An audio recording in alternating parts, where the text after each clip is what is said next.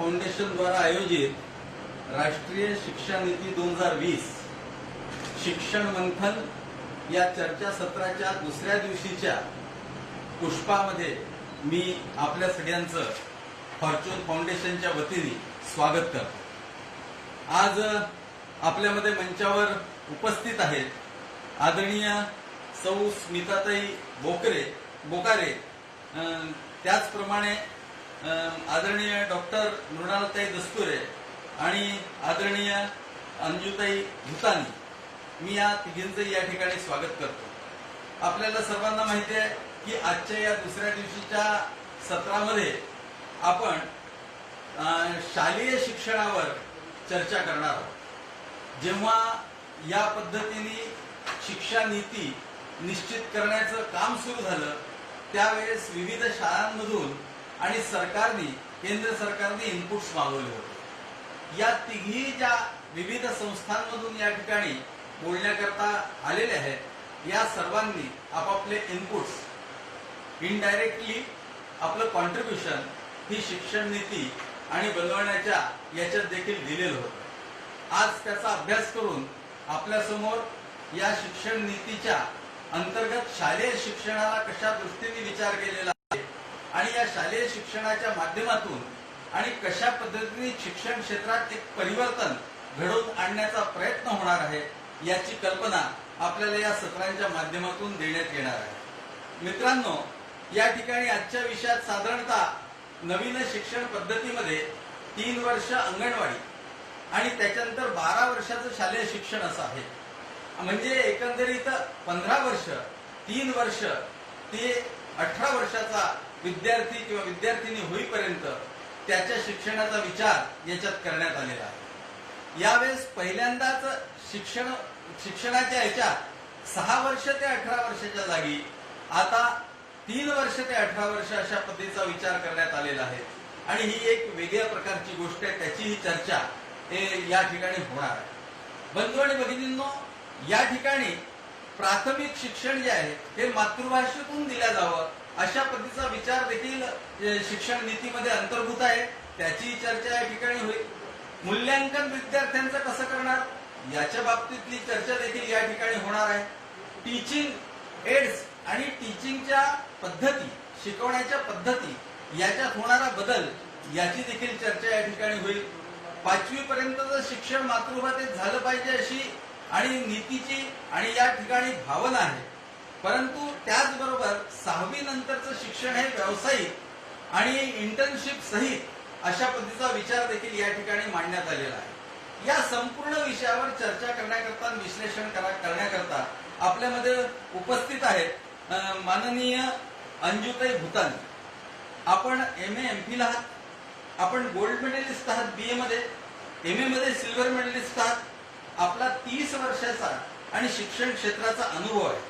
आपण CPSC COE master trainer देखील आहात आणि अनेक नॅशनल आणि इंटरनॅशनल कॉन्फरन्सेस मध्ये आपण आपले पेपर्स आणि पब्लिश केलेले आहेत, आपण वक्तव्य केलेले आहे।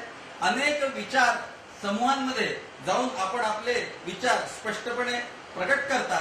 शिक्षण हे आपलं पॅशन आहे आणि आपल्याला अनेक अवॉर्ड देखील आपल्या पूर्ण शिक्षकाच्या जीवनामध्ये मिळालेले आहे।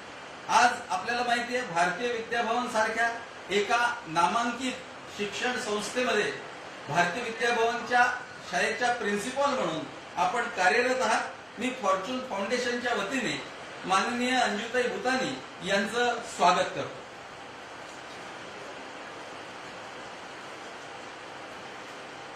याचबरोबर आपल्यामध्ये उपस्थित आहेत डॉक्टर मृणालिनीताई दस्तुरे।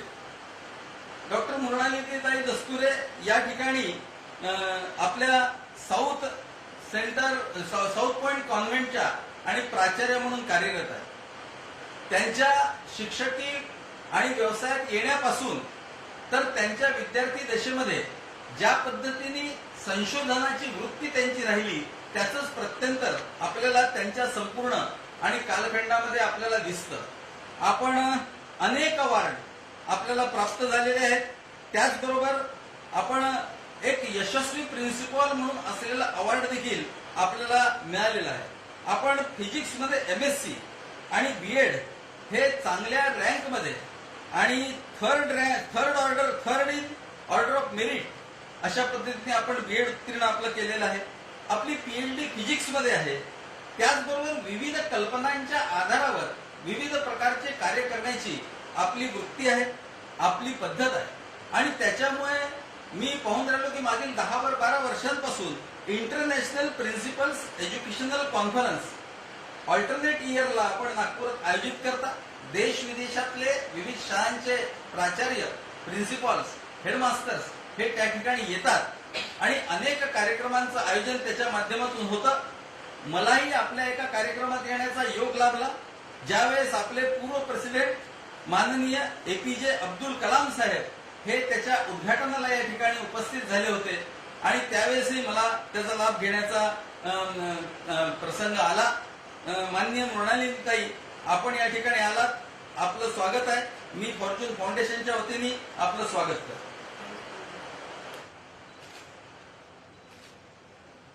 या ठिकाणी आपल्यामध्ये उपस्थित आहेत आदरणीय स्मिताताई बोकारे. मागच्या 30 वर्षांपासून आपण सांदीपनी विद्यालयामध्ये आणि शिक्षिका म्हणून काम करताय. निव्वळ शिक्षिका म्हणून नाही तर सामाजिक क्षेत्रामध्ये देखील अनेक कार्यांमध्ये आपला हातभार नेहमी लागत असतो. आपला हातभारच नाही, आपलं घर हेच सामाजिक कार्यामध्ये समर्पित असलेलं घर आहे. आणि मी आपल्या घराला आणि घरच्या सदस्यांना चांगल्या पद्धतीने ओळखतो. त्याच्यामुळे आपण विविध कार्यामध्ये स्वतः आणि उतरलेला असता स्वतः हे करता. आपण MSc बॉटनीमध्ये केलेलं आहे. आपलं प्रोफेशनल क्वालिफिकेशन मध्ये आपण BEd MEd हे आपण केलेलं आहे. आणि शिक्षिका, एक यशस्वी शिक्षिका म्हणून सांदीपनी शाळेमध्ये आपण शिक्षिका म्हणून कार्यरत आहात. विविध कार्यांमध्ये आणि विविध कार्यक्रमांमध्ये शिक्षक, विद्यार्थी, पालक या दृष्टिकोनातून आपण विचार व्यक्त करत असता मी फॉर्च्यून फाउंडेशनच्या वतीने आपलं स्वागत करतो.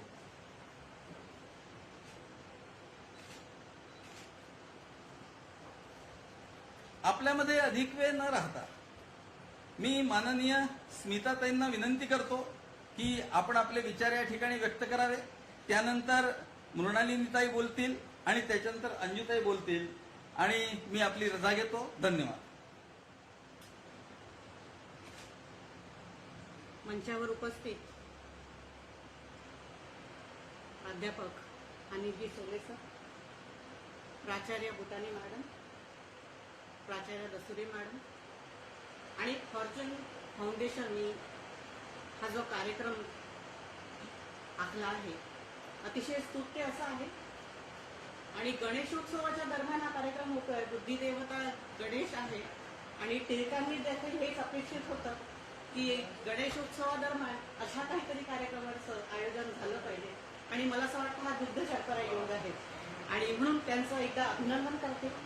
आणि माझ्यासारख्या एका एकदम सामान्य शिक्षिकेला इथे माझे बोलणे व्यक्त करण्यासाठी बोलायला म्हणून आभारी मानते. ओम पूर्णमद पूर्णमिदं पूर्णात् पूर्णमुदच्यते पूर्णस्य पूर्णमादाय पूर्णमेवावशिष्यते. ईश्वरानं या प्रत्येक सजीवाला आपल्या या सृष्टीवर पाठवलं आहे ते एक पूर्णत्वाचं देणं दे. प्रत्येक सजीव हा पूर्ण आहे आणि म्हणूनच आपला प्रवास पूर्णापासून पूर्णाकडे असा होतो. अपूर्णाकडून पूर्णाकडे आपण जात नाही. आणि हे पूर्णत्व मात्र बहुतांश वेळ हे अव्यक्त असतं. त्या अव्यक्त पूर्णत्वाला त्याचं प्रचिती जाणवून देण्याचं कार्य करण्याचं काम म्हणजे हे शिक्षणाचं ध्येय आहे. आणि शिक्षकांनी देखील तेच करायचं असतं. मी शिकवतो हा अभिनिवेश शिक्षकाला पुढे जाऊ देत नाही. कारण की शिकवणे ही प्रक्रियाच नाही. शिकणे हा एकच शब्द आहे.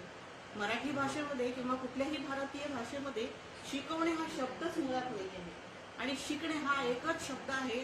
तो विद्यार्थ्याकरता देखील आहे तसाच तो इतरांसाठी देखील आहे, गुरुसाठी देखील आहे. कारण की गुरु आणि शिष्य ही एक संयुक्त प्रक्रिया आहे. गुरुच्या शिष्यात सान्निध्यात शिष्य शिकत असतो तर शिष्याच्या सान्निध्यात गुरु शिकत असतो. आणि म्हणून एक विकेंद्रीय अशी पद्धत आहे आणि तेच आपल्या शिक्षण प्रणालीमध्ये अपेक्षित देखील आहे. आता कळीचं फूल होतं, ही विकसनाची प्रक्रिया आहे. कळी पूर्ण असते आणि फुलही पूर्ण असते, पण म्हणून कळीला आपण अपूर्ण म्हणू शकत नाही. तिला फुलण्यासाठी फक्त प्रयत्न करायचे, कुंकर घालायची आणि त्या पाकळ्यांना उमलण्यासाठी प्रयत्न करायचा, एवढंच आपलं काम असतं. आणि हे काम आपल्याला शिक्षकांना करायचं असतं. तसाच विद्यार्थी देखील असतो. हा विद्यार्थी अव्यक्त असतो, त्याच्यामधलं पूर्णत्व ते आपल्याला त्याला जाणवून द्यायचं. आणि ते कसं जाणवून द्यायचं, या नवीन शिक्षण प्रणालीमध्ये खूप छान सांगितलेलं आहे की ते पूर्णत्व पहिले अचूकपणे आपल्याला हेरता आलं पाहिजे, म्हणजे डायग्नोसिस व्यवस्थित झालं पाहिजे आणि नंतर त्याचा सर्वांगीण विकास म्हणजे होलिस्टिक त्याचा डेव्हलपमेंट जे आहे ते झालं असलं पाहिजे.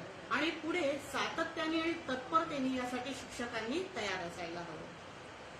रस्किन म्हणतो की त्या पत्थरामध्ये मूर्ती असतेच, फक्त ती बंदिस्त असते. तो शिल्पकार काय करतो की त्याचा अवाजवी भाग जो आहे तो फक्त काढून ती मूर्ती जी आहे ती व्यक्त करतो. तसंच विद्यार्थ्यांचं देखील आहे आणि शिक्षकाचं देखील आहे. शिक्षक त्यातलं पूर्णत्व जे आहे त्याच्यातला अवाजवी भाग जो आहे तो बाहेर काढतो आणि त्याला मदत करतो, एवढंच शिक्षकाचं काम आहे. आणि ही आपली परंपरा वेदकाळापासून सुरू आहे, त्याच्यावर आपला विश्वास आहे. आणि या विश्वासातूनच सुश्रुत, पतंजली, चाणक्य, आर्यभट्ट आणि असे अनेक महान विभूती जन्माला आलेले आहेत. पण आपल्याला माहिती आहे की गत काही शतकांपूर्वी आपल्या भारतावर अनेक आक्रमणं झाली आणि या आक्रमणकर्त्यांना हे सगळ्यांना माहित होतं की कुठल्याही राष्ट्राचा पाया असतो तो शिक्षण. आणि म्हणून राष्ट्राला कमजोर करण्याचं की तुम्हाला सर्वप्रथम त्या मुळावरच घाव घातला पाहिजे. आणि म्हणून सगळ्यांनी आपल्या शिक्षण प्रणालीवरच घात घातला आणि आपलं सगळंच बदलून टाकलं आणि आपणही बदलत गेलो. खरं तर शिक्षक हा विद्यार्थ्यासोबत शिकत असतो. तेजस्विनावधी तमस्तु ही संकल्पनाच मुळात आपण विसरून गेलो आणि इंग्रजीमधले टू टीच म्हणजे शिकवणं याचा आपण अंगीकार केला आणि इथेच सगळं चुकत गेलं. स्वातंत्र्यानंतर तरी काही बदल जाणवायला हवा होता, पण काय झालं, विनोबाजी म्हणतात की स्वातंत्र्यानंतर राष्ट्रध्वजाबरोबर आपलं शिक्षण प्रणाली देखील बदलायला हवी, असं त्यांचं ठाम मत होतं. कारण की एखाद्या देशाचा राष्ट्रध्वज जसं आपण उधार घेऊ शकत नाही, तसंच आपण एखाद्या राष्ट्राची शिक्षण प्रणाली देखील उधार घेऊ शकत नाही. कारण की ती शिक्षण प्रणाली जी असते ती त्या राष्ट्रासाठी अनुकूल असते. स्वतंत्र राष्ट्राच्या काही मागण्या असतात, त्या वेगळ्या असतात आणि म्हणूनच शिक्षण प्रणालीचं असं दत्तविधानही अग्राह्य मानलं पाहिजे असं विनोबांचं ठाम मत होतं. पण तसं होताना आपल्याला दिसलं नाही. हे शिक्षण प्रणाली होत असताना परंपरा, पूर्वेतिहास, प्रकृती आणि संस्कृती याचा सुद्धा विचार करायला हवा होता, पण ते झालं नाही. परकीय जीवनदृष्टीची आपण केवळ नक्कल केली. परकीयांमध्ये माहितीवर भर होता आणि आपला भर जो होता तो ज्ञानांवर होता. पुस्तकातून आपल्याला माहिती जरूर मिळते, पण ज्ञानासाठी आपल्याला अनुभवाकडेच वळावं लागतं. पुस्तकाचं ज्ञान जे आहे, माहिती जी आहे ती परीक्षेनंतर संपते, पण उरतं ते ज्ञानाचा संस्कार उरतो. पुस्तकी ज्ञान हे केवळ आपल्याला शालेय शिक्षणात किंवा कॉलेजच्या शिक्षणापर्यंतच पुरतं, पण हे ज्ञान जे आहे ते आपल्याला आयुष्यभरासाठी पुरतं. आणि ही आपली परंपरा नेमकी आपण विसरलो आणि म्हणून काय झालं की शिक्षणानं जीवनाकडे आणि जीवनानं शिक्षणाकडे पाठ फिरवली आणि आत्मनिर्भरताच्या ऐवजी आपल्याला वैफल्यच पदरी आलं आणि आज आपल्याला ज्या अनेक समस्या दिसतात आहे त्या वाचून उभ्या राहिलेल्या आहेत आणि याला मूळ कारण म्हणजे फक्त आपली शिक्षण प्रणालीच होती. आता यामध्ये बदल करण्याचा प्रयत्न केला नाही असं मात्र नाही. अनेक बदल आलेत, त्या बदलांना अनुकरून अनेक गोष्टी देखील घडल्या. त्या योजना देखील भव्य होत्या, पण त्या फक्त कागदावर राहिल्या. त्याची अंमलबजावणी करण्यासाठी झालेले प्रयत्न मात्र कमी पडले आणि म्हणूनच पुन्हा एकदा कस्तुरीरंगन यांच्या अध्यक्षतेखाली भारतीय राष्ट्रीय शैक्षणिक धोरण 2020 ला केंद्रीय मंत्रिमंडळाने मंजुरी दिली. माझ्यासाठी हा क्षण अतिशय ऐतिहासिक आहे आणि भारतात ज्या अनेक सोनेरी घटना होऊन गेल्या त्यातलं एक सोनेरी पान म्हणून मी या दस्तावेजाचा उल्लेख करेन. कारण की हे नवे धोरण जे आहे ते 34 वर्ष जुन्या 1986च्या शिक्षणावरच्या राष्ट्रीय धोरणाची जागा घेणार आहे. 34 वर्षानंतर जवळपास 3 पिढ्या गेल्या त्याच्यानंतर हे शैक्षणिक धोरण येत आहे आणि म्हणूनच हा सोनेरी क्षण आहे. आणि या शिक्षण प्रणालीला भारतीयत्व देण्याचा प्रयत्न केलेला आहे, कारण की ती भारताची गरज आहे आणि भारतासाठी बनवलेलं हे धोरण आहे असं त्याचं मी वर्णन करेन. या धोरणाचं अनेकांनी स्वागत केलेलं आहे आणि या धोरणाबद्दल बोलताना आपले माननीय पंतप्रधान म्हणाले होते की आपल्या 130 कोटी जनतेच्या आशा आकांक्षाचं प्रतिनिधित्व आणि प्रतिबिंब या आपल्याला धोरणामध्ये दिसत आहे. आणि युवकांसाठी तर नेहमीच ते बोलत असतात आणि त्यांनी सांगितलं की या धोरणामध्ये युवकांना नोकरी देणारे किंवा मागणारे न होता रोजगार निर्मिती करून स्वतः नोकरी तयार करणारे घडवण्यासाठी ही योजना आहे. केंद्रीय आपले गृहमंत्री अमित शहा यांनी देखील त्यांचं वर्णन करताना म्हटलेलं आहे की हा एक समग्र आणि बहुशाखीय पद्धतीनं शिक्षण देणारा आहे आणि आमूलाग्र परिवर्तन करून बालकांच्या सर्वांगीण विकासावर याच्यात भर दिलेला आहे. विषय फार मोठा आहे आणि आज मी आपल्या समोर याच्यातला पहिला टप्पा जो आहे, जो पायाभूत स्तर आहे, म्हणजे वय वर्ष 3 ते वय वर्ष 7 या वयोगटामध्ये येणारा शिक्षणावर मी बोलणार आहे. सगळ्यात महत्वाचं अनिलजींनी देखील सांगितलं की सगळ्यात महत्वाचा आणि वेगळा काही भाग जो असेल या शिक्षण प्रणालीतला तर तो हा की आतापर्यंत 3 ते 5 हा वयोगटाचा कोणी विचारच आतापर्यंत कधी केलेला नव्हता आणि तो प्रामुख्याने याच्यात केलेला आहे. काल देवेंद्रजी आपल्या भाषणात त्यांनी हेच सांगितलं की प्रत्येक बालकाचा विकास हा बौद्धिक विकास 85% विकास जो आहे तो वय वर्ष 6 पर्यंतच होतो आणि इतक्या क्रुशियल वयामध्ये सुद्धा त्यांच्यासाठी कुठलीही शासकीय योजना नव्हती किंवा असा कुठलं धोरण नव्हतं. त्यामुळे त्यांचा पाहिजे तेवढा परिणाम झालेला नाही. खरं तर या वयामध्ये योग्य वळण लावणं मेंदूला फार महत्वाचं होतं. आपली संस्कृती तर गर्भसंस्कारापासून आहे. अगदी गर्भात मूल धारण झाल्यापासून त्याच्यावर संस्कार करणं याच्यावर आपला विश्वास आहे आणि असं असताना देखील या वयोगटाचा आपण विचार केलाच नाही ही खरोखर आश्चर्य आहे. पण या नव्या धोरणामध्ये याचा विचार नक्कीच केलेला आहे. आता सुरुवातीला अंगणवाड्या वगैरे होत्या, पण या अंगणवाड्या किंवा बालवाड्याच्या काही विशिष्ट लोकांपर्यंत त्याचा आपल्याला विस्तार करता आला. तळागाळातल्या लोकांना मात्र ते वंचितच राहिले, त्यांना याचा लाभ घेता आला नाही. एकतर कायद्याने त्याला सक्ती नव्हती आणि दुसरं म्हणजे एक नियोजित असं अभ्यासक्रम जो राबवायला पाहिजे होता तसा तो नव्हता. प्रत्येक बालवाडी हे स्वतंत्र वर्तुळाप्रमाणे एकमेकांचं करत होते, कधी एकमेकांना छेद देत होते, कधी कधी एकमेकांची स्पर्धा देखील करत होते आणि त्या पद्धतीने त्यांचं हे चालू होतं. एकमेकाचं कोऑर्डिनेशन ज्याला म्हणायचं ते पण नव्हतं आणि त्यांच्यावर कोणाचा कंट्रोल देखील नव्हता. पण आता मात्र आपल्याला निश्चितच फरक येईल, कारण की हा जो वयोगट आहे हा आता शालेय शिक्षणाच्या अंतर्गत येणार आहे आणि त्या दृष्टीने आणि त्याला अतिशय महत्वाचा आणि अगदी इमिजिएट इफेक्ट त्याच्यामध्ये दाखवून 25 पर्यंत हे लक्ष आपल्याला गाठायचंच आहे असं या दस्तावेजामध्ये म्हटलेलं आहे. आणि म्हणूनच दर्जेदार निगा आणि शिक्षण देता यावे म्हणून लाक्षणिक अर्थाने त्याच्या गुंतवणुकीमध्ये देखील वाढ केलेली आहे. त्यामुळे योजना आखायला आपल्याला आर्थिक पाठबळ निश्चितच लाभणार आहे. नवीन नवीन उपक्रम याच्यासाठी राबवणार आहे. बहुस्तरीय हा प्रोग्राम असणार आहे. क्रीडा आणि उपक्रमांवर आधारित असणार आहे.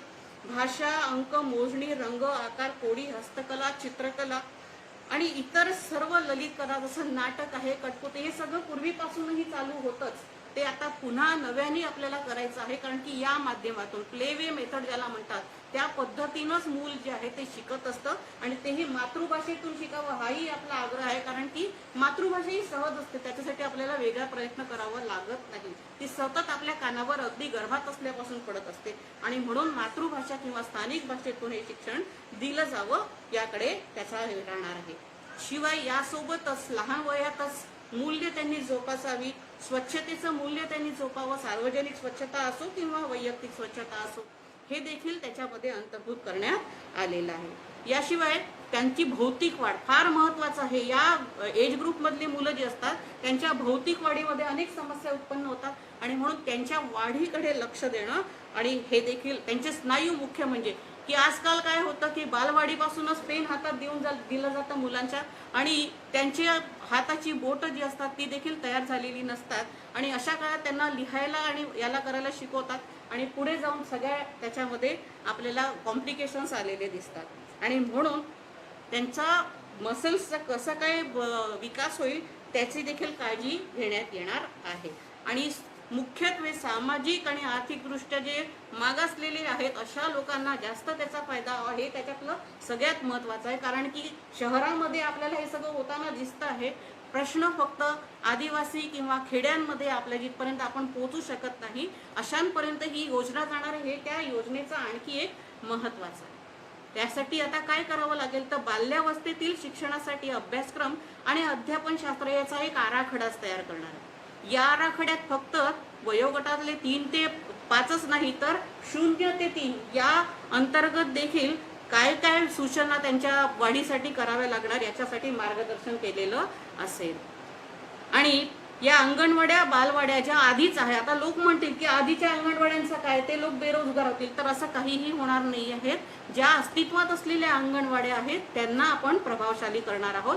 शिवाय गरज पडल्यास आणखी त्याचा विस्तार आपण करणार आहोत. फक्त प्रश्न हा आहे की या सर्व अंगणवाड्या किंवा बालवाड्या ज्या शाळांशी संलग्नित नाही आहेत त्या संलग्नित करण्यात येतील. ते कंपल्शन झालेलं आहे. आणि त्यामुळे सगळ्यांचा एक फॉर्मॅट राहील, सगळ्यांचा एक अभ्यासक्रम राहील आणि या सगळ्यांवर नियंत्रण करणारा एक क्लस्टर देखील, रिसोर्स सेंटर देखील उभारण्यात येईल. त्यामुळे प्रत्येकामध्ये कोऑर्डिनेशन राहील. नेमकं काय शिकवायचं आणि कसं शिकवायचं हे त्याच्यामध्ये मार्गदर्शन करण्यात येईल.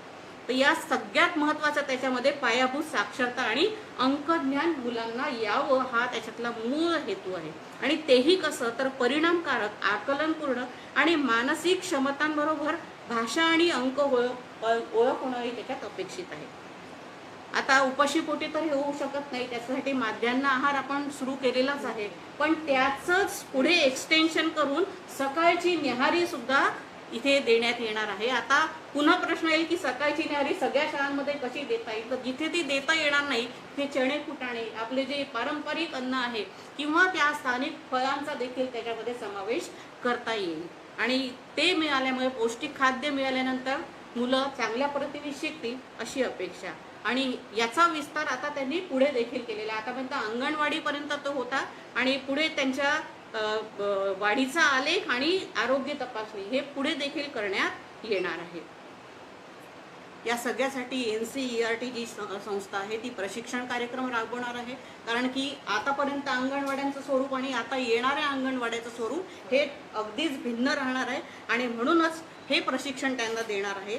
12वी पर्यंतच्या ज्या सेविका आहेत त्यांना 6 महिन्याचं, तर त्यापेक्षा कमी शिक्षण ज्यांचं आहे त्यांना 1 वर्षाचं हे शिक्षण देण्यात येईल.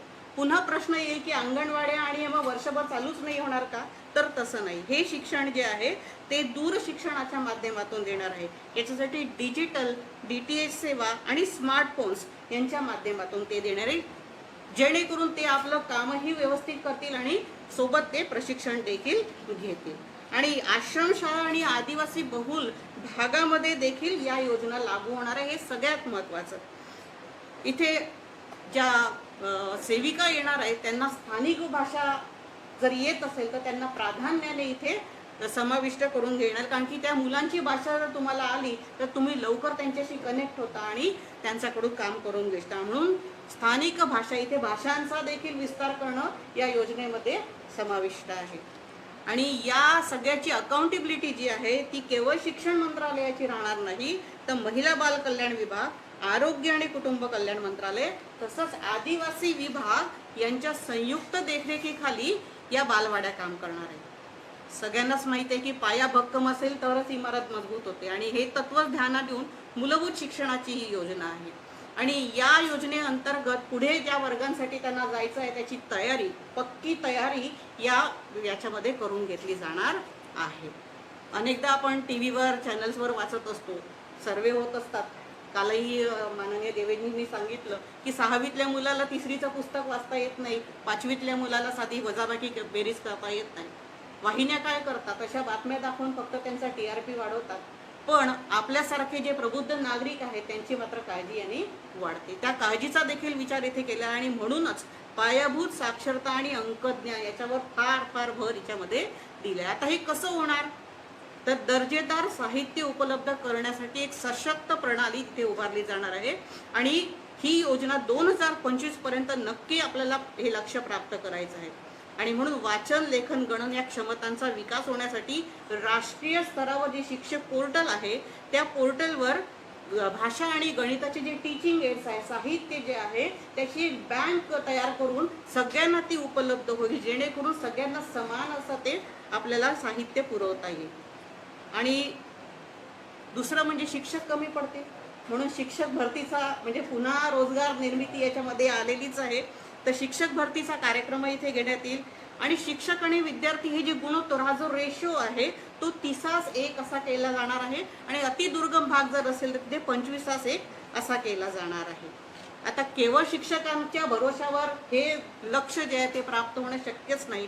आणि म्हणून समाजसेवक आणि समुपदेशक काउन्सिलर्स यांच्या मदतीने एकतर त्या मुलांच्या मानसिक आरोग्याची काळजी घेणे, ही मुलं शाळा सोडून जाणार नाही याची काळजी घेणे, आणि त्यात पालकांना मुख्यत्वे सहभागी करून, म्हणजे हे जे आहे शाळा केवळ एकटीच जबाबदार नाही, तर हे सगळा समाज, कारण की उद्धार जो होणार आहे तर संपूर्ण समाजाचा होणार आहे. आणि म्हणून समाजाचा इथे आपल्याला सहभाग होताना दिसतो आहे. आणि या सर्व मुलं जेव्हा पहिलीत जातील तेव्हा पहिले 3 महिने जे आहे ते शालेय पूर्वतयारी अभ्यास या नावाने कार्यक्रम आयोजित केला जाईल. त्याच्यामध्ये जे आधीचं ज्यांनी शिकलेलं ज्ञान आहे त्याच्यावर पक्क ते शिक्कामोर्तब करून मगच त्यांना पुढे पाठवणार आहे. मिनिमम कॉम्पिटन्सी लेवलच्या आपण प्रश्नपत्रिका मागेही आपण घेत होतो. योजना खूप चांगली होती, पण गेल्या 2 वर्षापासून ती बंद आहेत. आता आपली ही काळजी आहे की आपल्याला हे जे आपण करणार आहे सगळं राबवण्याची जबाबदारी आपल्या सगळ्यांवर आहे, आणि ते सातत्याने पुढे जाईल हे देखील बघायला मिळेल. आता हे सगळं शाळेत तर आपण उपलब्ध करू, पण असे काही लोक आहेत, असे काही घटक आहे समाजाचे जे शाळेपर्यंत पोहोचूच शकत नाही. अशा वेळेस काय करायचं? उपलब्धता तर सगळी आहे, पण तिथे मुलंच पोचली नाही तर कसं? अशा वेळेस शाळेने मुलापर्यंत पोचायचं. आणि ही शाळा मुलांपर्यंत कशी पोचेल? तर तुम्हाला माहिती आहे आज 5 महिने झाले शाळा बंद आहेत, पण शिक्षण मात्र बंद नाही. आणि अशाच पद्धतीने तंत्रज्ञानाचा वापर करून दीक्षा आहे जे आपल्या सरकारचं आहे त्या माध्यमातून विद्यार्थी आणि शाळा यांच्यामध्ये सेतू बांधण्याचं काम जे आहे इथे या पद्धतीने करण्यात येईल. मुलं हे नेहमी एकास एक 1:1 पद्धतीने खूप चांगले शिकतात. आणि हे तत्व लक्षात घेऊन या शिक्षकाच्या मार्गदर्शनामध्ये असं पिअर लर्निंग मॉड्यूल्स तयार करणार आहे. आणि या मॉड्यूलमध्ये समाजातील इतर साक्षर वर्ग देखील सहभागी होणार आहे. एकट्याच्या भरोशावर शिक्षण किंवा शाळेच्या भरोशावर हे सगळं शक्यच नाही. त्यामुळे समाजाचा सहभाग, मोदीजी नेहमीच म्हणत असतात की हे एकट्याचं काम नाही, हे सगळं आपण सगळ्यांनी मिळून केलेलं आहे. इथे देखील त्यांना तेच अपेक्षित आहे की सर्व मिळून आपल्याला हे लक्ष साधायचं आहे. आणि म्हणून समाजातील जे साक्षर वर्ग आहे ते या प्रयत्नामध्ये आपल्याला समाविष्ट करून येणार आहे. आता पुन्हा प्रश्न येतो वाचनाचा. वाचन कसं सुधारायचं? तर वाचनासाठी मनोरंजक आणि भारतीय भाषांमध्ये इतकं साहित्य आहे की जे आताच आम्ही मगाशी चर्चा करत होतो की चरक संहिता वगैरे आपण शिकली पाहिजे. ती कशी शिकायची? ती तर संस्कृतमध्ये आहे ना, ती आम्हाला माहीत नाही.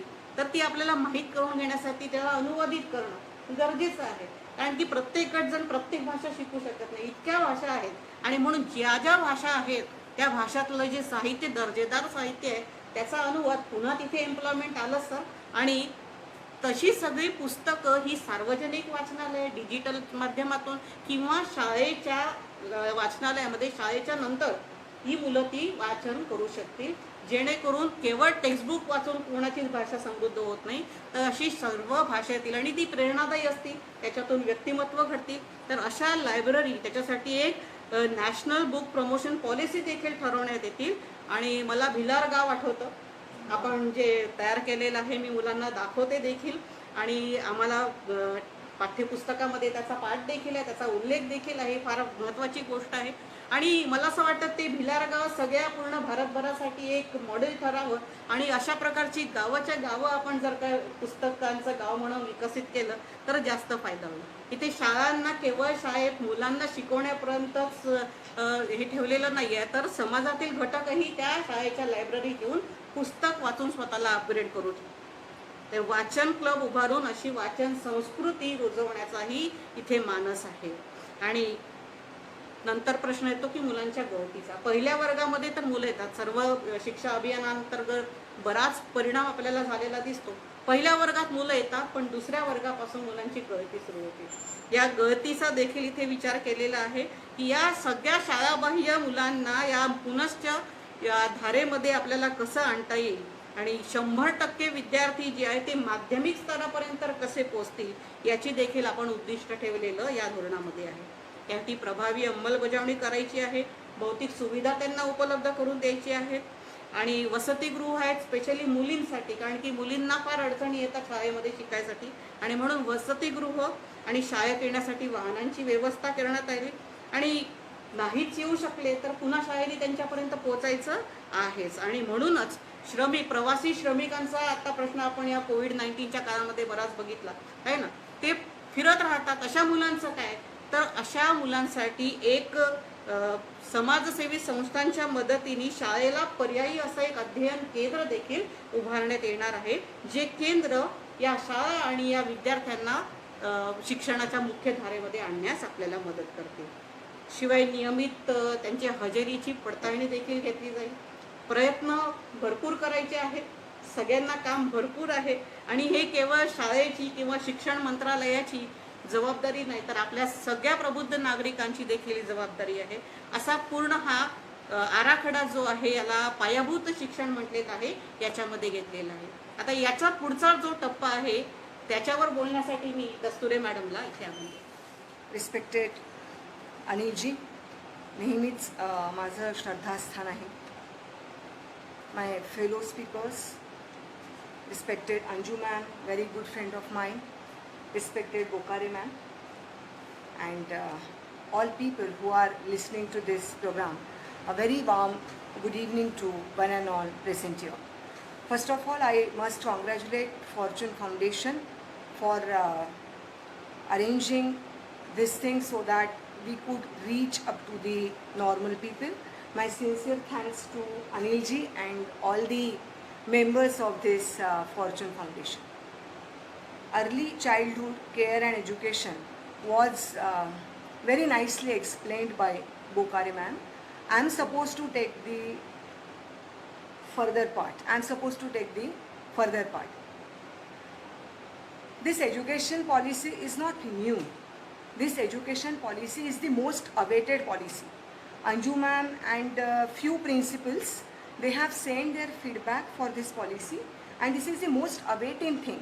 It's not like that ki education fraternity or the stakeholders were not aware about this education policy. We all were eagerly waiting for this policy to come, and today the policy is there in its form in front of us. It said that na gurordhikam tattvam na gurordhikam tapah tattvam jnanat param nasti tasmai shri gurube namaha. I would like to go in front of every person who involved directly or indirectly for making this very beautiful, most awaited education policy. Now, what is this education policy? That discussion today we are going to do, and how it is to be implemented. That will be the second series which will be conducted by the Fortune Foundation. We all will come to know about the date and the timings for that. As early childhood and care and education ECCE part was very wonderfully explained by ma'am, further I am going to take in what way it will be. So we know that it will be in the 5, 3, 3 plus 4. Means what? 5 means early ages, which includes from nursery to standard 2. Age group is 3 to 8. Second phase is 3, that is pre-preparatory school, which includes the classes 3rd to 5th. Age group comprises 8 to 11. Next comes 3, that is middle school, which includes the classes 6 to 8. Age group is from 11 to 14. And fourth one is the high school. Age group is from 14 to 18, which includes the 4 classes 9 to 12. Again 2 division 9, 10, 11, 12. This is what about the school education and the age group which will be there for the school education. Now we have to see in what way this education policy will be implemented in these age groups. Of course, there is sea change in the curriculum and there is sea change in the pedagogical methods, that is अध्यापन पद्धती आणि curriculum याच्यामध्ये फार मोठा बदल करण्यात आला आहे आणि तो बदल शिक्षकांनी आणि प्रिन्सिपलनी आणि स्टेक होल्डर्सनी त्यांच्या त्यांच्या परीने व्यवस्थित राबवण्यात यावा अशी अपेक्षा सरकारची आहे. एका शिक्षिक आता हे सगळं this responsibility is on the teachers shoulder of course. एकदा शिक्षकाला विचारलं की काय करतो तू, क्या करते हैं आप? तो शिक्षक ने बड़ा सुंदर जवाब दिया. शिक्षक ने कहा कि सुंदर फूल सजाने को साज बनाता हूँ, नौसिखिए परिंदों को बाज बनाता हूँ. पहले तो सुनता हूँ दुनिया की शिकायतें, तब जाकर दुनिया बदलने की आवाज़ बनाता हूँ. बनाए चाहे कोई चांद पर बुर्ज ए खलीफा, मैं तो दोस्तों कच्चे ईंटों से ताज बनाता हूँ. So of course this responsibility teachers have to shoulder and they will definitely do. So first stage, that is the foundation level, complete अध्यापन पद्धती इज बीइंग चेंज्ड है ना. नर्सरीमध्ये मुलगा बॅग घेऊन जातो आता, त्याच्यात पुस्तकं असतात, त्याच्यात कॉपीज असतात, पेन पेन्सिल्स असतात वेगवेगळ्या प्रकारच्या कलर्सच्या है ना, आणि तसा तो शाळेत जातो. ही शिक्षण पद्धती मागे जाणार आता. आता मुलगा शाळेमध्ये टिफिन आणि बास्केट घेऊन जाणार. पूर्ण नर्सरी टू सेकंड स्टँडर्डपर्यंतचं एज्युकेशन हे प्ले वे मेथडनी ॲक्टिव्हिटी बेस्ड राहणार आहे. आपण म्हणत होतो की हातात पेन्सिल दिली की मोटर स्किल डेव्हलप होती. आता तसं नाही होणार. मोटर स्किल डेव्हलप होणार आहेत ते शाळेमध्ये. तो जे शिकेल, शाळेमध्ये ज्या छोट्या छोट्या हातांनी तो ॲक्टिव्हिटी करेल, त्यातून त्याच्या मोटर स्किल्स आता डेव्हलप होणार आहे. ब्लूम्स टेक्झॉनॉमी आहे, त्याच्या भरोशावरती जनरली सगळे सिलॅबस आतापर्यंतचे करिक्युलम होते. ती टेक्झॉनॉमी काय म्हणते? ती टेक्झॉनॉमी म्हणते फर्स्ट कम्स नॉलेज. पहिले मुलांना नॉलेज द्या. नॉलेज दिल्यानंतर त्याला अंडरस्टँडिंग येणार, मग तो समजेल त्या नॉलेजला. अंडरस्टँडिंग आल्यानंतर मग तो अप्लाय करणार, म्हणजे ते झालं ॲप्लिकेशन. ॲप्लिकेशन झाल्यानंतर त्याचा स्किल डेव्हलप होणार. ही ब्लूम्स टेक्सॉनॉमी या एज्युकेशन पद्धतीने उलटी झाली आहे. तो ट्रायंगल सगळ्यात पहिले आपण मुलांचे स्किल डेव्हलप करू, नंतर मग त्यांना ॲप्लिकेशन शिकवू, मग त्यांना समजावून सांगण्याचा प्रयत्न करू, मग कुठे थेरॉटिकल नॉलेज देऊ. So this is the beauty of this education policy. That is Bloom taxonomy triangle has been completely inverted and it is in its very beautiful form. Now moving towards the pre-preparatory classes, that is from class 3rd to 4th standard. Pre-preparatory classes are the classes wherein schools or the education system is changing from playway activity method to some formal thing. Few formal subjects like mathematics, basic counting, numeracy ज्याला आपण म्हणू, and basic language literacy त्याच्यामध्ये add होणार आहे. आणि एकदम light 1 किंवा 2 पुस्तकं असतील है ना. म्हणजे आता खरं तर मी पण एका प्रायव्हेट इन्स्टिट्यूशनची प्रिन्सिपल आहे, पण या एज्युकेशन पॉलिसीमध्ये ज्या शाळा प्रायव्हेट पब्लिकेशन्सचे पुस्तकं लावतात हे कुठेतरी थांबलं जाणार आहे. हे कुठेतरी या पद्धतीने थांबलं जाणार आहे. पालकांना एक थोडासा त्या ठिकाणी दिलासा असणार आहे. 1 किंवा 2 पुस्तकं या प्रिपरेटरी फेजमध्ये इंट्रोड्यूस होणार. मग आपण मिडल स्कूलकडे जेव्हा वळतो तेव्हा थोडंसं फॉर्मल एज्युकेशन सगळ्या सब्जेक्टचं इंट्रोड्यूस होईल, which includes mathematics, which includes languages, which includes arts, sports and humanities. All these subjects will be introduced. या एज्युकेशन सिस्टममध्ये बायफर्केशन संपून गेलं आहे की हा विषय महत्त्वाचा, हा विषय कमी महत्त्वाचा, हा विषय जास्त महत्त्वाचा, हा ग्रेडचा सब्जेक्ट, याच्यात मार्क्स मिळतात. हे बायफर्केशन या एज्युकेशन सिस्टमने संपवलं आहे. ही सगळी सब्जेक्ट्स जी आहे ते सब्जेक्ट्स इथे इंट्रोड्यूस होणार.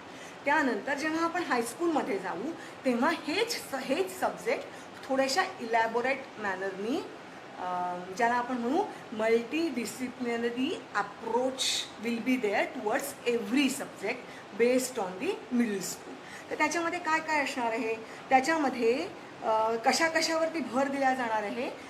5th, 6th, 7th आणि 8th याच्यामध्ये जे सब्जेक्ट इंट्रोड्यूस झाले ते सब्जेक्ट जे आहेत ते ग्रेटर डेप्थनी इंट्रोड्यूस होणार. ग्रेटर क्रिटिकल थिंकिंग त्याच्यामध्ये असेल. Greater attention towards the life aspiration will be there and there will be more flexibility in the subject. This flexibility will be utilised by the children in their future, right. Now again the curriculum as well as the textbook are formed by the NCERT, and there could be the flavors of the region which could be added in by the state board also.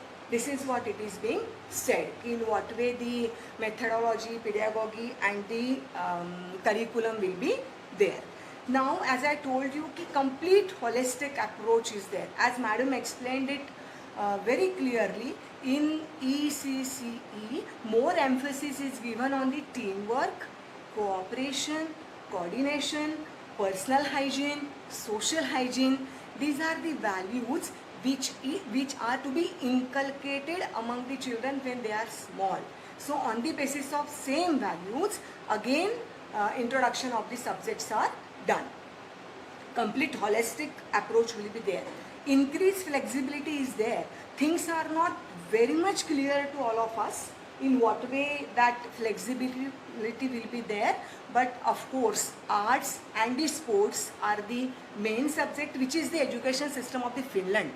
We say that Finland education system is the best education system in the world, but Finland education system is the replica of the Indian education system, which was there when Takshashila and Nalanda were the universities.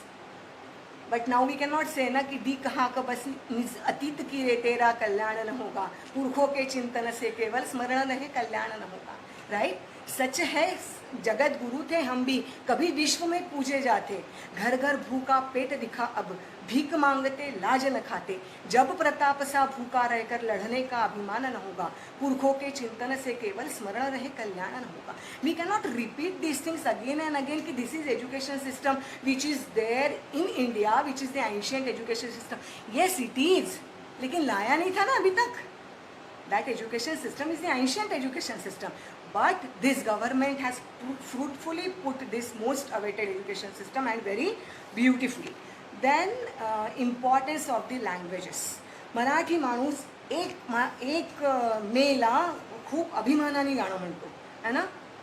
जाहले आम्हास भाग्य बोलतो मराठी, जाहलो खरेच धन्य ऐकतो मराठी, धर्म पंथ जात एक मानतो मराठी, एवढ्या जगात माय मानतो मराठी. आता हे तो आता ना ही गोष्ट तो एक मेला नाही म्हणू शकणार आहे. प्रत्येक रिजनल लँग्वेजला इतकं इम्पॉर्टन्स दिलेलं असणार आहे, कारण बेसिकली जेव्हा मुलगा लहान आहे म्हणजे वयवर्ष 3 ते वयवर्ष 8 या वयामध्ये त्याला मॅक्झिमम भाषांचं इंट्रोडक्शन झालं पाहिजे असा या न्यू एज्युकेशन पॉलिसीचा मानस आहे. कारण याच वेळी तो भाषा खूप व्यवस्थितपणे ग्रहण करू शकतो. त्यामुळे असं म्हटलं आहे की जोपर्यंत होईल तोपर्यंत 8व्या वर्गापर्यंतचं शिक्षण होम लँग्वेजमध्ये झालं पाहिजे. तिथे त्यांनी होम लँग्वेज हा शब्द वापरलेला आहे, होम लँग्वेज और local language. But one word is there again showing the flexibility, that is preferable. It is not compulsory, but preference should be given to the home language. See, I am physics teacher. When any problem of the laws of motion or any problem of the light is there, as a teacher I am telling my children, convert it into the mother tongue. पहिले ना त्याला तू मातृभाषेमध्ये convert कर, मग त्याचं analysis कर, मग त्याला तू लिही, मग तुला समजेल. म्हणजे ही गोष्ट आपल्याला आधीच समजली की जोपर्यंत कुठलीही भाषा मातृभाषेमध्ये समजत, कुठलाही सब्जेक्ट मातृभाषेमध्ये समजत नाही तोपर्यंत तो इफेक्टिव्हली मांडता येत नाही. असे खूप सारे मुलं आहेत की जे भाषेच्या अभावी स्वतःचा विचार मांडू शकत नाही. मुलांना माहिती आहे की when this generator is being connected to this machine, then out product of this is going to be this this this, but he cannot put it in the proper way. But now as there is no barrier, 9th standard child could तो हिम्मत करू शकेल सगळ्यांसमोर सांगायची की हे generator आहे, या जनरेटरला 2 वायर लावून मी इथे ते असं असं लावणार आणि मग त्याचा आउटपुट असं असं येणार. This is the flexibility of national education policy which was not there at all. This is the beauty of education policy कि up to 8th standard you can check the education in the regional language or you can say the home language. Again कौन सी भाषा में बच्चा paper लिखेगा, that is again the question mark. Few things are yet to clear, but child can, I suppose child can write the examination in any language, but teaching should be in the 2 languages. अब teaching should be in the 2 languages means what? Books should be in the 2 languages. So books will be there in the 2 languages.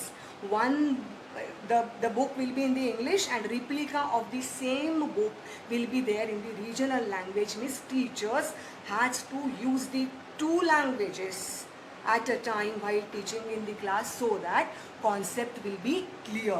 Okay. Now what again this system is saying that content is reduced. Content is reduced. Through this system we are learning to learn. We do not know कि what to learn. We do not know presently how to learn. हमारे बच्चों के pass बहुत बड़ा syllabus है और बच्चे सब कर रहे हैं. This education system is saying that कि content is reduced and more emphasis is given on the concepts, so that there will be the place for the critical thinking. The whole curriculum is based on the problem solving. Whole curriculum is discovery based. Whole classroom is going to be completely changed. How will be the classroom? That Anju madam is going to throw more light on that. But with this policy, language एक तो regional होने की वजह से learning is going to be very easy. And content कम होने की वजह से क्रिटिकल थिंकिंग के लिए, प्रॉब्लम सॉल्विंग वे के लिए बहुत सारी जगह इस पॉलिसी में रखी है. और लैंग्वेजेस को मैं बीच में पार्ट आया करके मैंने बोला लैंग्वेज को ही मैं थोड़ा सा आगे ले जाना चाहूँगी. 3 लैंग्वेज फॉर्मूला जो अभी है हमारे पास वही रहेगा. एक और चीज़ बोली है कि हाई स्कूल एजुकेशन में मतलब 8th standard to 12th standard के एजुकेशन में बच्चे ने 2 क्लासिकल लैंग्वेज सीखने चाहिए. अब classical languages means Sanskrit, Malayalam, Kannada, then Prakrit and Persian. These are the languages which are termed as the classical languages. तो वो कभी भी सीख सकता है ये समय में. और 8th स्टैंडर्ड में पूरे इंडिया के बच्चों के लिए इंडियन लैंग्वेजेस के ऊपर एक प्रोजेक्ट होगा और इंडियन क्लासिकल लैंग्वेजेस के ऊपर कि जिसमें बच्चे को पता चलेगा कि ओरिजिन लैंग्वेज के कहाँ हैं, ये वर्ड कौन से क्लासिकल लैंग्वेज से लिए गए हैं, उसके जोग्राफिकल बाउंड्रीज कहाँ पर है, ये लैंग्वेज किस जगह बोली जाती है, ये लैंग्वेज किस लैंग्वेज के साथ सिमिलर है. अब ये सब क्यों किया है? क्योंकि India is blessed with the richest literature in all the languages. Unfortunately, our children were not aware about that. The present education system is the education system which was given by the British. उसमें थोड़े से changes करके हम यहाँ तक पहुँचे. This education system is producing glorious clerks, but this education system is going to produce the owners. And therefore we are moving towards the Atmanirbhar Bharat with this education system. So again moving to the classical languages. So classical languages are to be compulsorily taken by the children, at least 2 classical language. अब प्रश्न उठेगा ये 2 classical language बच्चा कैसे सीखेगा, है ना. Anju ma'am मेरे बच्चे की प्रिंसिपल है. अब उसे क्लासिकल लैंग्वेज अगर प्राकृत सीखनी होगी, so how Anju ma'am can provide the teacher of the Prakrit language? There might not be a single teacher of the Prakrit language in Nagpur city. Then what child can do? Here this corona is going to help us a lot. The school is in the mobile. So now government is saying that all these languages child could learn from the mobile. So online classical languages could be learned by the child. Okay. Then one more introduction of the vocational craft is done. Vocational craft मतलब ऐसा है 12th standard तक जब बच्चा निकलेगा तो एक skill बच्चे ने अच्छे से एक्वायर करना चाहिए. वहाँ पर भी यहाँ जैसे बच्चों को फ्लेक्सिबिलिटी है वैसे गवर्नमेंट को फ्लेक्सिबिलिटी है. सब जगह पर फ्लेक्सिबिलिटी दी है. कौन सा क्राफ्ट बच्चे ने लेना है that is to be decided by the local governments, that is to be decided by the state government.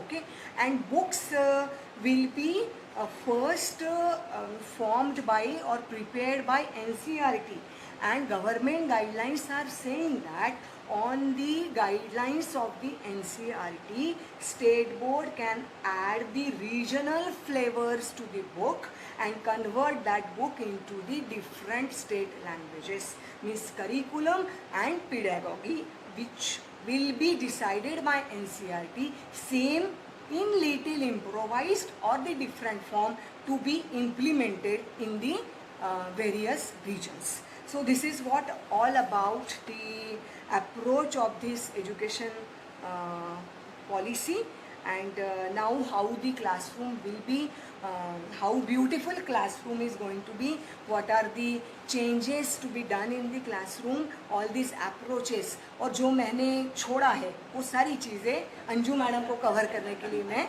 बुलाती हूँ. Thank you so much. Honorable Shri Professor Anil Sole sir, I thank you for giving me this opportunity to speak out, and I express my deep gratitude towards you and Fortune Foundation and all the people who are associated with it. माझा जन्म नागपुरात झाला आणि माझी तिसरी भाषा होती मराठी.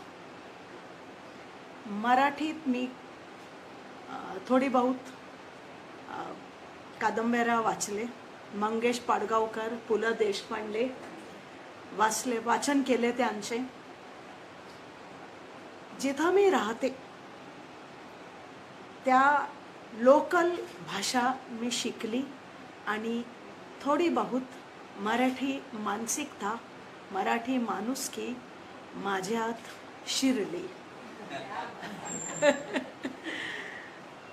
किसी शायर ने कहा है, कौन कहता है आसमान में सुराख नहीं होता, कौन कहता है आसमान में सुराख नहीं होता, तबीयत से पत्थर तो उछालो, और तबीयत से पत्थर तो उछल गया, और now we have a path breaking revolutionary new education policy. The attempts started way back in 1952-53 when the Secondary Education Commission came into being.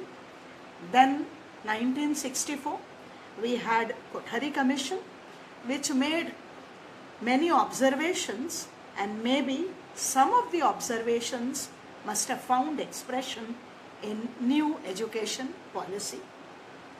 In 1968, we had National Policy on Education.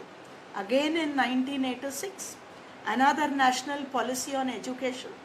1992, it was modified, the NPE. And in 2016, Mr. T.K. Subramaniam submitted his report, and then in 2018, under the chairmanship of Dr. K. Kasturi Rangan, we have received the new education policy.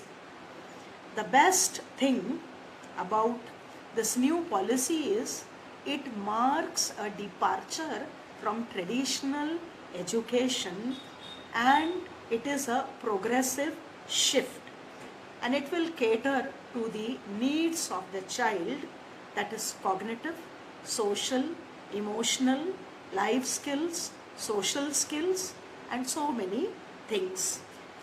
In the words of Madam Anita Karwal, there are path-breaking school reforms.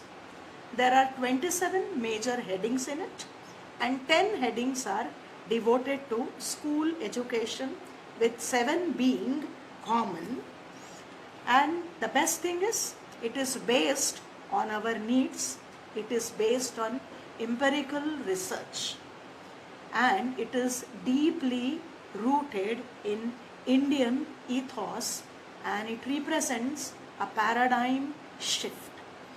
Now, all the models have been discussed by Madam Bokhare and Madam Mrinal. I take this liberty to address her as Mrinal because she happens to be a good friend of mine. Now, how will children learn? They'll learn when we will stimulate their curiosity, when we will give them opportunities to do what is called logical thinking, then problem solving, multidisciplinary approach, teamwork, collaboration, play-based, ethics, and then discovering what is called self-identity. Experiential learning at all levels will be there. Thus, we are moving towards integrated pedagogy. Here we are having peer tutoring with lot of emphasis on self-learning, and as Mrinal ma'am mentioned, there will be local content and local flavor. Okay? How are we going to carry out assessment? We have an examination system which is based on memory. We test the memory of children. So we are making a paradigm shift from rote learning to new form of assessment. You see, standard 3 will represent an important point where assessment will be done. Standard 5 will represent another point where assessment will be done. So also at standard 8 level, and it will be assessment done to track the achievement of children. It will measure the learning outcomes.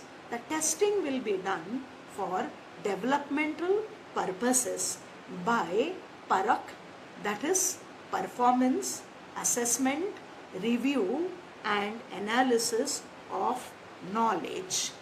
And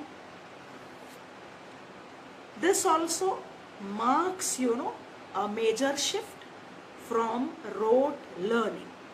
Then we come to board examinations. It's not very clear whether we are going to have board exam at 10th standard level, but we take it.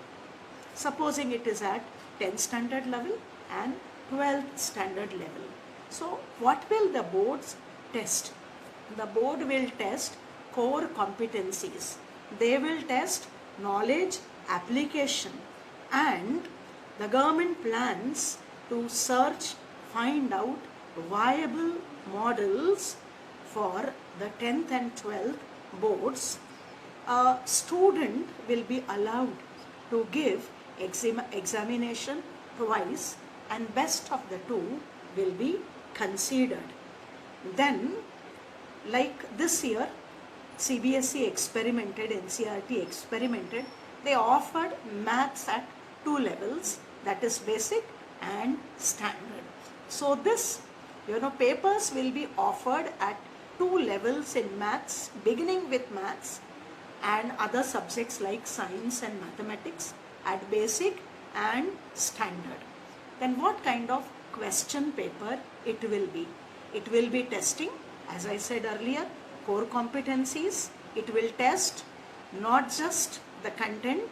It will not be merely, you vomit it out in the paper and the teacher will put tick marks and allot marks on the basis of pre-prepared marking scheme. No, it will be knowledge application with some of the questions. It will have 2 parts, objective type questions and descriptive questions. So this is how the board examination will be. It could be semester system, modular system. Then what happens in first, second, third, fourth, 6th, 7th, 9th, 11th? Aren't we going to have any means of assessment? We are going to have, but only for developmental purposes. Teachers will formulate, objective, formative kind of examination it will be. It will have quizzes, it will have project-based learning, it will have, role plays, it will have group interactions, and the report card will be holistic report card. It will be 360-degree report card where everything about the learner will be there. It will have provision. The learner will assess himself. The learner will be assessed by his peer. The learner will be assessed by the teacher. So it will be holistic 360-degree, report card. And in all this, parent feedback is very important. Not only the feedback of stakeholders is going to prove beneficial and crucial, for new education policies, even non-stakeholders, their opinion, their feedback will also matter. If we are going to introduce internship from 6th standard, then the opinion of the industry, the feedback of the industry will definitely matter. Then coding language, madam, will be introduced from 6th standard onwards. Why? To develop mathematical ability, to develop computational skills, because maths continues to be the killer subject. Why?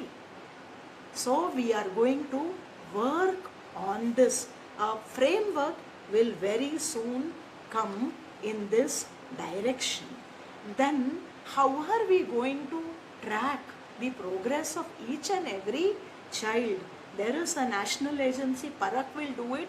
So augmented intelligence software will be used to track progress of each and every student.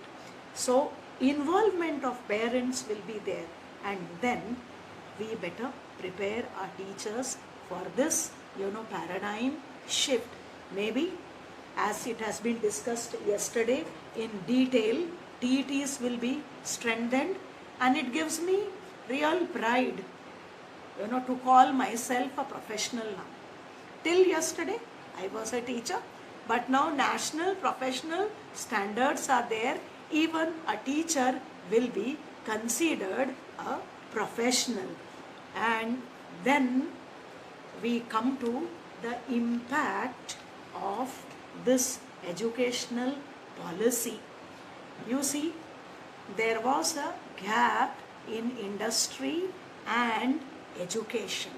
The new education policy attempts to bridge that gap, and then with this new education policy, even the concept of school will change. What is school for us? It is an infrastructure, it's a building which houses children of different age groups. As per their, uniform age, they are segregated in different classrooms, and they follow a defined and controlled process of instruction.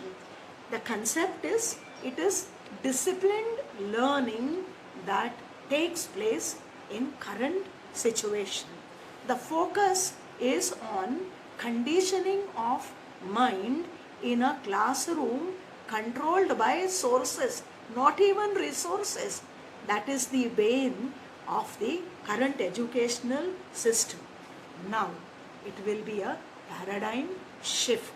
Focus will be on extended and experiential learning. Oft we have heard this, word experiential learning. What is experiential learning? It is constructing knowledge in classroom. The learner will be given opportunities to construct knowledge, and the teacher's role will change. The teacher will be the facilitator. The focus will be on the attitude and aptitude of learners. Then the focus will be on the learnability of the learner rather than learning. Learning is important, but more important is learnability. What is this learnability? Learnability is the ability to acquire knowledge efficiently and effectively, and that is our ability to acquire new knowledge. Knowledge perishes. You see, go back in times, early age and the present age. We have made strides of progress, because with each epoch, new creation of knowledge took place. And currently, what kind of model are we having? We are having authoritative model of learning. Now it will be collaborative model of learning, cooperative model of learning, and even the understanding of the idea of learning will change. We have restricted learning, the domain of learning, to what is being taught in school. We, fix the curriculum. Some external body is there. We fix the curriculum, okay? And then we say this is what you are supposed to learn. One great thinker said, schools are killing creativity of children. But new education policy is going to, take care that the creativity of children will blossom in the classrooms. Now, in the process of learnability, the learner will define his learning to meet his academic, professional, emotional and skill requirements. Thus, learning will become multidisciplinary, affording scope for creativity and innovation. Only when we allow multidisciplinary approach will, creativity bloom. Then we will see convergence and divergence of knowledge discipline, and this will help in experimentation and exploration, and this will add to aha moments in the classroom and not, oh God, again Boyle's law. No, the child will construct knowledge about Boyle's law, Archimedes' principle, and then understand the concept at his own pace. That's the beauty of new education policy. And schools, they will have to put emphasis on why of education. They will have to provide knowledge structures. Okay, there will be focus on knowledge creation. How will children create knowledge? They'll be asked probing questions, leading, to answers and creation of knowledge. Now, we will not be able to celebrate our success merely on the basis of board result. How hollow the board results are presently. 99.4. The child who got 98.8 asked, ma'am, in what way, I am lesser than the person who got 99.4? Why nobody came to my place to interview me? Because as per the newspapers, my position is number 4. And believe me, I had no answer. I only told that you are the best one. Marks will not determine your caliber. Your level of knowledge, your level of application will determine your success. So, how well adjusted our students are in later life, that will be the mark of a good school. Whether I, as a teacher, have I developed critical thinking in my student, that will be the yardstick for the measurement of my success. And this, this new education policy will increase the confidence of students, because the load of expectations will decrease.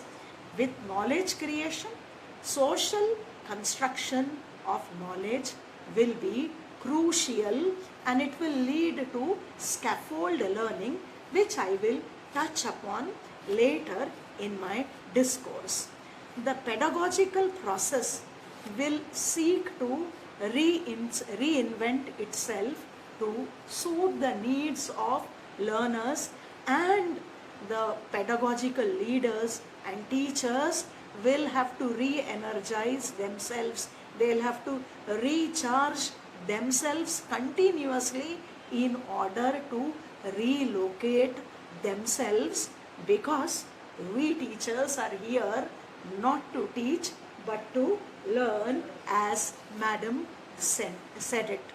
Now, what will be the fundamentals of pedagogy? It will be reflection, analysis, research, experience and creativity.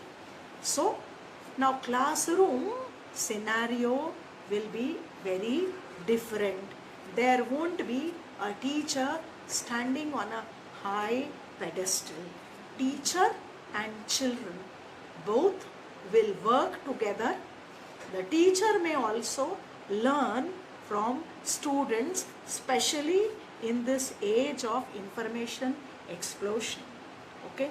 And children in turn will learn from their teacher. And therein comes the concept of blended learning or flipped classrooms. So what is this blended learning or flipped classrooms? Students here learn via electronic means, that is online classes, as well as physical, that is traditional mode of teaching, which will be face-to-face learning. So why blending is important? Why blended learning is so important? Because it provides freedom and space for learning. It promotes symbiotic learning. I remember in my 10th standard, I had a wonderful biology teacher, Mrs. David, who explained the symbiotic very well. She said lichen is there and algae is there. Algae produces food for lichen and lichen supplies minerals. So this is how learner, teacher, learner will coexist. Choice of learning strategy. The students will be able to choose learning strategy.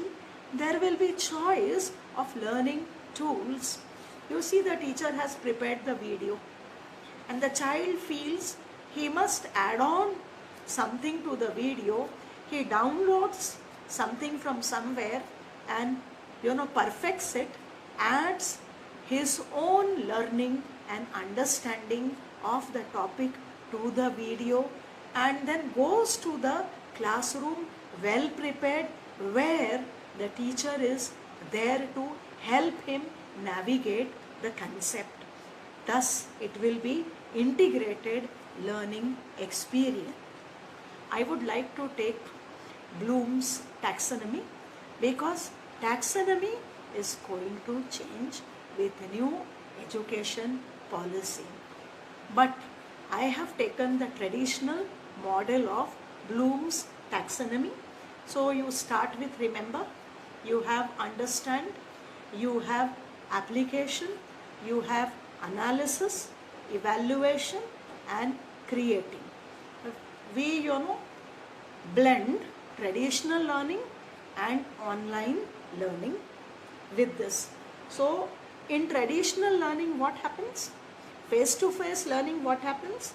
Remembering and understanding is introduced by the teacher, while application, analysis, evaluation and creation is given as homework to students. Now the situation is flipped. In a flipped classroom, you see what will happen?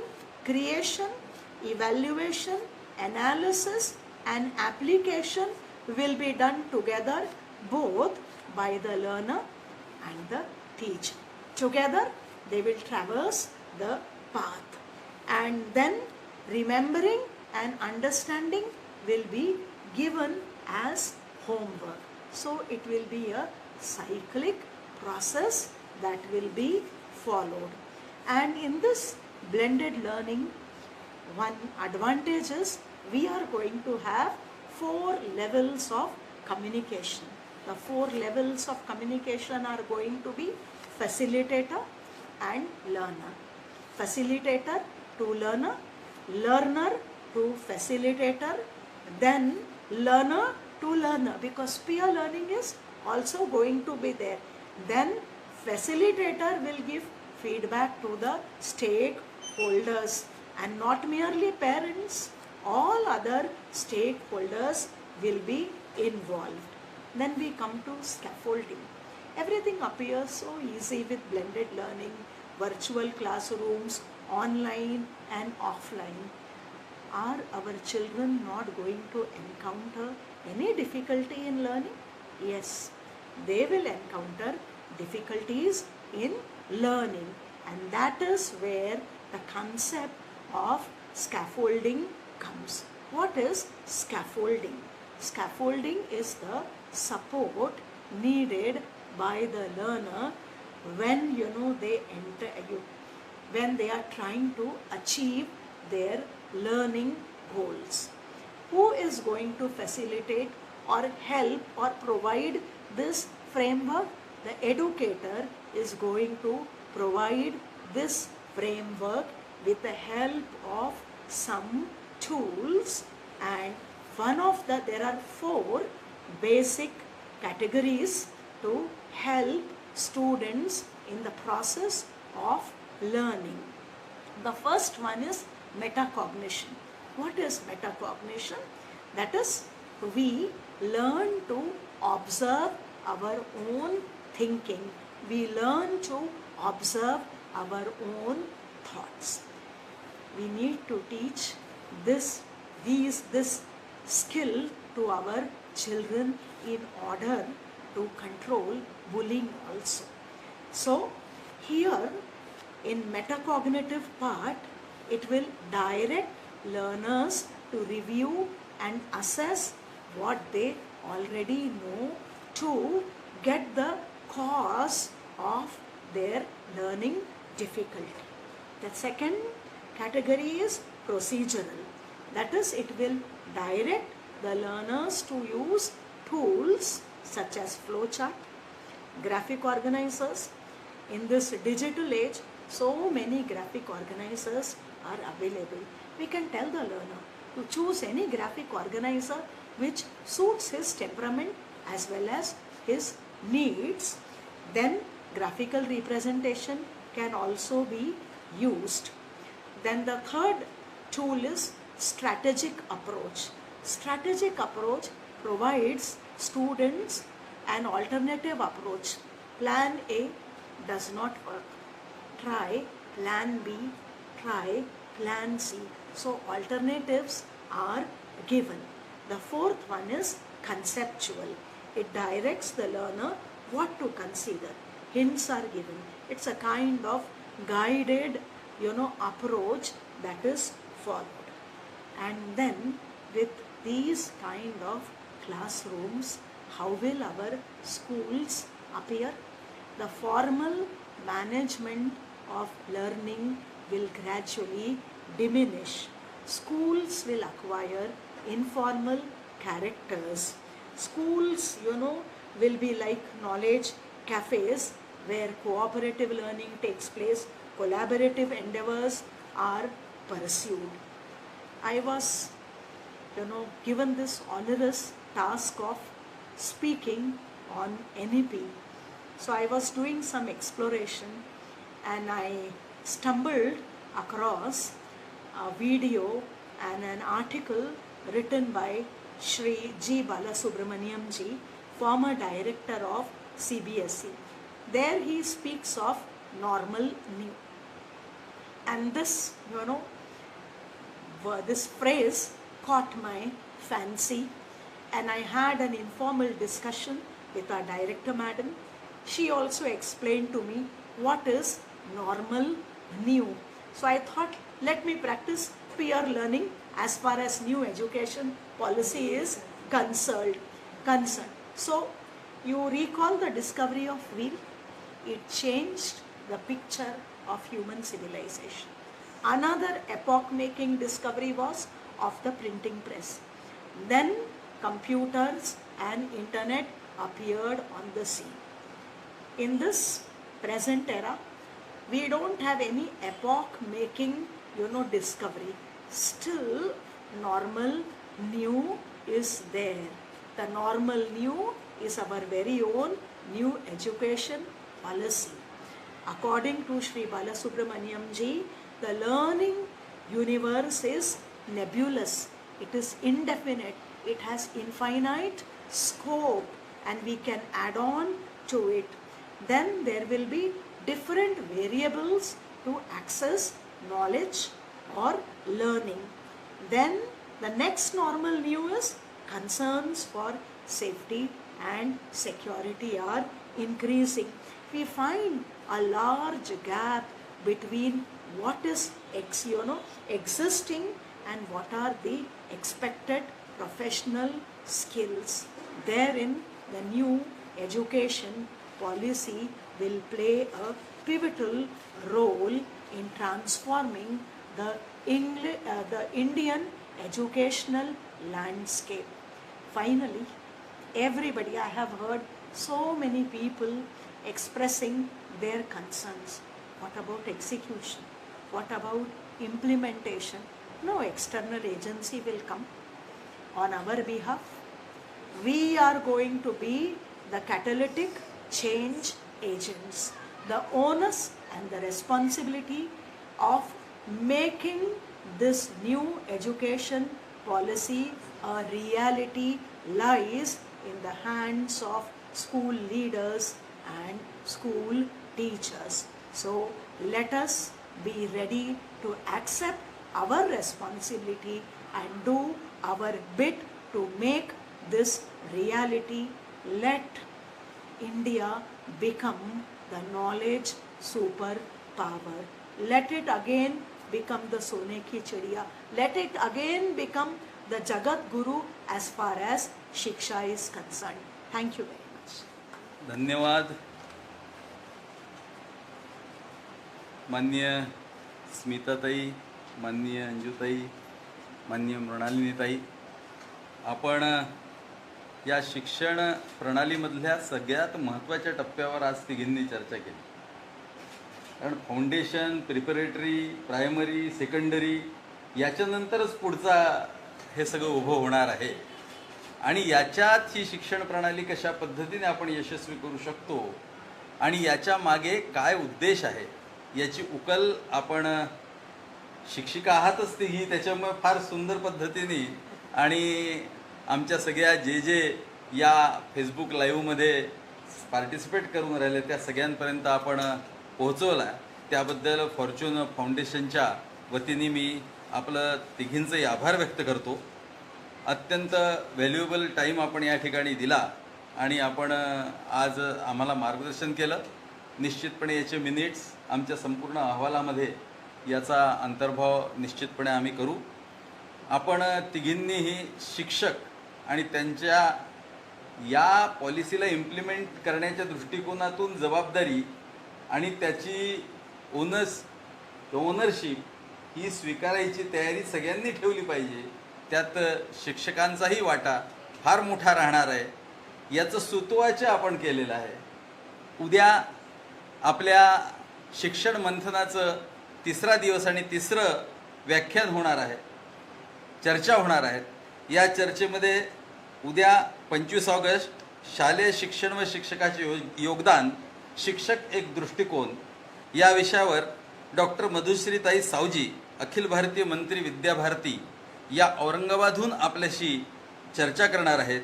आणि आपले शिक्षक आमदार आदरणीय श्री नागो गाणार sir. तर आपण जे लोक आज याला ऐकत होते त्या सगळ्यांचं मी आभार व्यक्त करतो फॉर्च्यून फाउंडेशनच्या वतीने आणि आपल्याला आवाहन करतो की उद्या पुन्हा आपण नवीन विषयासह या शिक्षण नीतीच्या एका वेगळ्या पदराला उकल करण्याकरता एकत्रित येऊ. उद्या 25 ऑगस्ट दुपारी 4 वाजता. धन्यवाद. आभार.